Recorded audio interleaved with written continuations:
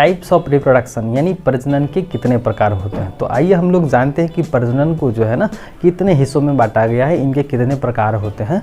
तो सबसे पहले हम लोग ये जानें कि प्रजनन जो है ना किसी भी जीवों का क्या है, फंडामेंटल कैरेक्टरिस्टिक्स है जो हम लोग पढ़ भी चुके हैं। ये क्या है, सजीवों का एक मौलिक गुण है जो, और हम लोग इसको कह सकते हैं बायोलॉजिकल प्रोसेस भी है, जिसमें क्या होता है कोई भी जीवधारी चाहे प्लांट्स है एनिमल है वो अपने ही जैसे बच्चे को जन्म देते हैं। कहने का मतलब ये कि गाय जो है अपने जैसे गाय को जन्म देंगे, घोड़ा जो है अपने जैसे बच्चे को जन्म देंगे, और मानव जो है वो अपने जैसे संतति को पैदा करेंगे, चाहे वो प्लांट्स हो या एनिमल्स हो। लेकिन अगर हम लोग इनका टाइप देखें ना तो ये कितने प्रकार के होते हैं, तो हम लोग क्या करते हैं बेसिस लेते हैं कि प्रजनन की प्रक्रिया में जो है ना कितने मेंबर्स शामिल हो रहे हैं, कितने सदस्य इन्वॉल्व हो रहे हैं। तो इनके आधार पर हम लोग जो है प्रजनन को कितने हिस्से में, 2 हिस्सों में डिवाइड करते हैं, 2 हिस्सों में कैटेगराइज करते हैं। इसमें से कि हम लोग का पहला है, आइए देखते हैं कि प्रजनन जो है ना, प्रजनन ही जिसको हम लोग क्या कहते हैं, रिप्रोडक्शन कहते हैं। क्या कहते हैं, रिप्रोडक्शन। प्रजनन,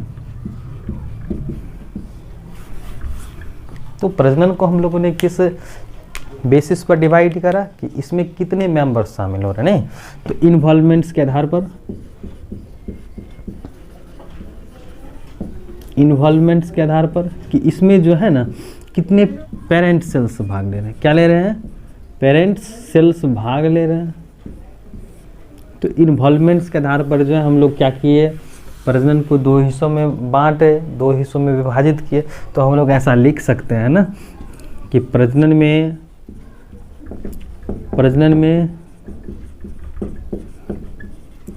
कितने सदस्य शामिल हो रहे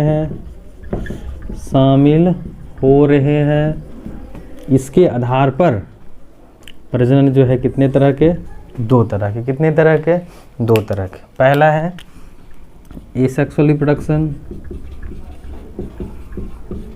क्या है, एसेक्सुअल रिप्रोडक्शन, जिसको हम लोग क्या बोले, अलैंगिक प्रजनन बोले। क्या बोले, अलैंगिक प्रजनन बोले। और दूसरा जो है ना वो हम लोगों का वो क्या है, सेक्सुअल रिप्रोडक्शन। क्या है, सेक्सुअल रिप्रोडक्शन।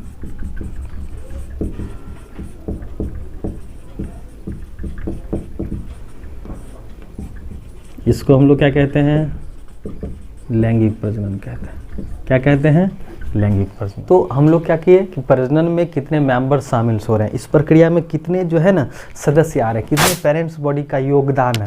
तो इसके आधार पर हम लोगों ने 2 हिस्सों में बांटा। पहला जो हम लोगों का क्या है, एसेक्सुअल रिप्रोडक्शन है, जिसको हम लोग अलैंगिक प्रजनन कहते हैं, और दूसरा जो है वो सेक्सुअल रिप्रोडक्शन, जिससे हम लोग लैंगिक प्रजनन करते हैं।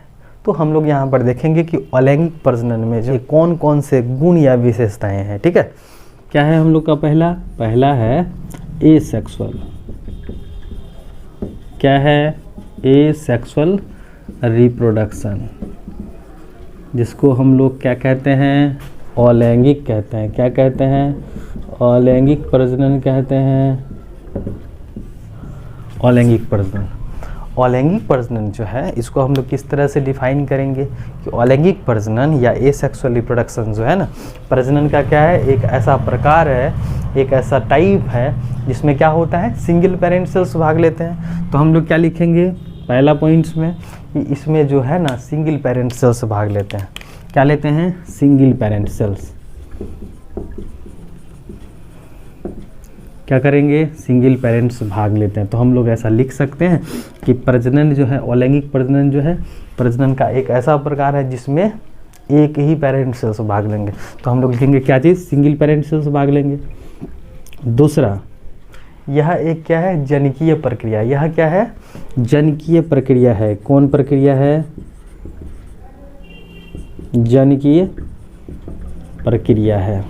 आगे हम लोग देखें तो यह एक क्या है, सिंपल मेथड है। क्या है, सिंपल, जिसको हम लोग क्या कहेंगे, क्या बोलेंगे, सिंपल मेथड। किस चीज़ का, नए जीवों की उत्पत्ति करने का क्या है, एक सिंपल मेथड है, सरल विधि है। अगर हम लोग आगे देखें तो यहाँ पर क्या है, सिंगल इन्वॉल्व यानी सिंगल पेरेंट सेल्स भाग लेना है। तो अगर सिंगल होएगा तो क्या होंगे, गैमेट्स फॉर्मेशन नहीं होगा। तो हम लोग क्या लिखेंगे, नो गैमेट फॉर्मेशन। क्या लिखेंगे, नो गैमेट फॉर्मेशन।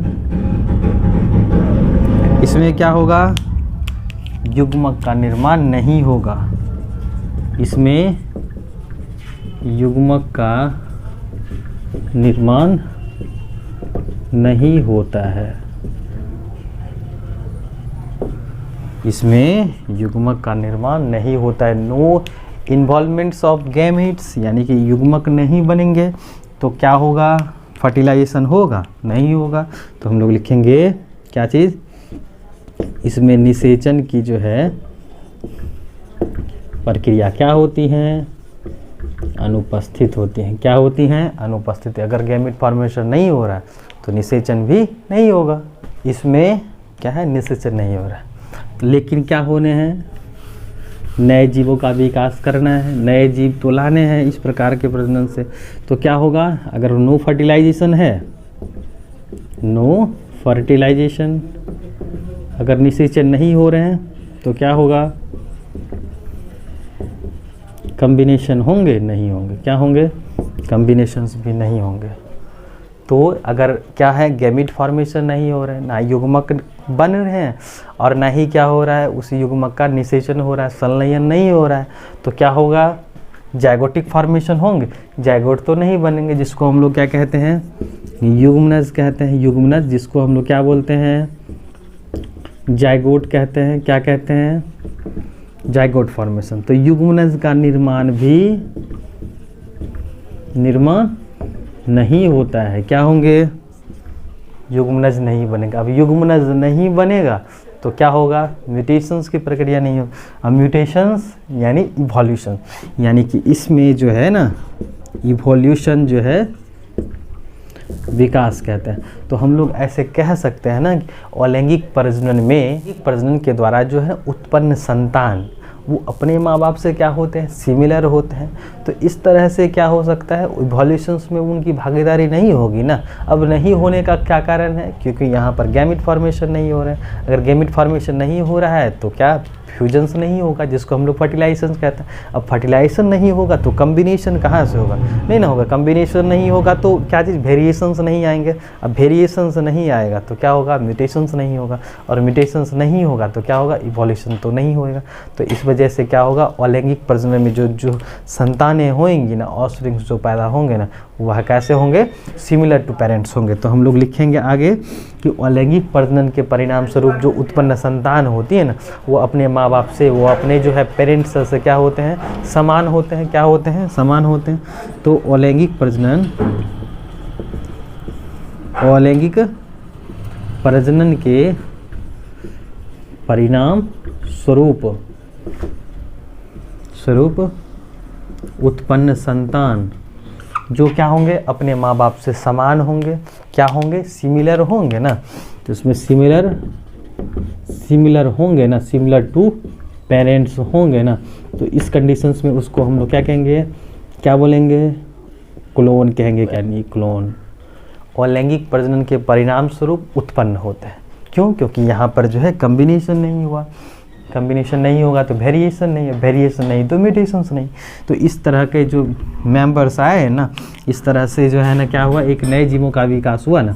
तो इसको हम लोगों ने नाम दिया क्लोनल टाइप ऑफ ऑफस्प्रिंग। क्या बोले, क्लोनल टाइप ऑफ ऑफस्प्रिंग्स बोले। तो हम लोग इनका परिभाषा कैसे बोलेंगे कि व्हाट इज क्लोन, या what do you understand by cloning. तो क्लोन जो है ना क्या है, अलैंगिक प्रजनन के परिणाम स्वरूप ये उत्पन्न संतान है। तो हम लोग कैसे लिखेंगे, कैसे बोलेंगे कि क्लोन जो है, यानी कि क्लोन जो है अलैंगिक प्रजनन के परिणाम स्वरूप उत्पन्न संतान है, जो अपने माता पिता से क्या है, जो अपने माँ बाप से, पेरेंट सेल से क्या है, सिमिलर है। कैसे है, सिमिलर है। किस किस मायने में है, तो देखिए स्ट्रक्चरली है,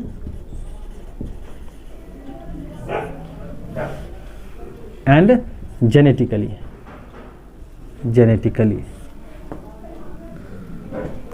तो संरचनात्मक रूप से और अनुवांशिकी रूप से अगर समान हो ना, तो इसको हम लोग क्या कहेंगे, क्लोनल टाइप ऑफ ऑफस्प्रिंग्स कहेंगे।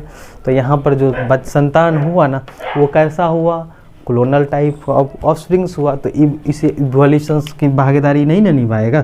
तो हम लोग लिखेंगे अलैंगिक प्रजनन के परिणाम स्वरूप उत्पन्न संतान क्या कहलाते हैं, क्लोन कहलाते हैं। यहाँ पर क्या है ना कि अलैंगिक प्रजनन में जो है ना large number of offsprings produce हो रहे हैं। कैसा हो रहा है, लार्ज नंबर ऑफ ऑफस्प्रिंग्स बन रहे हैं।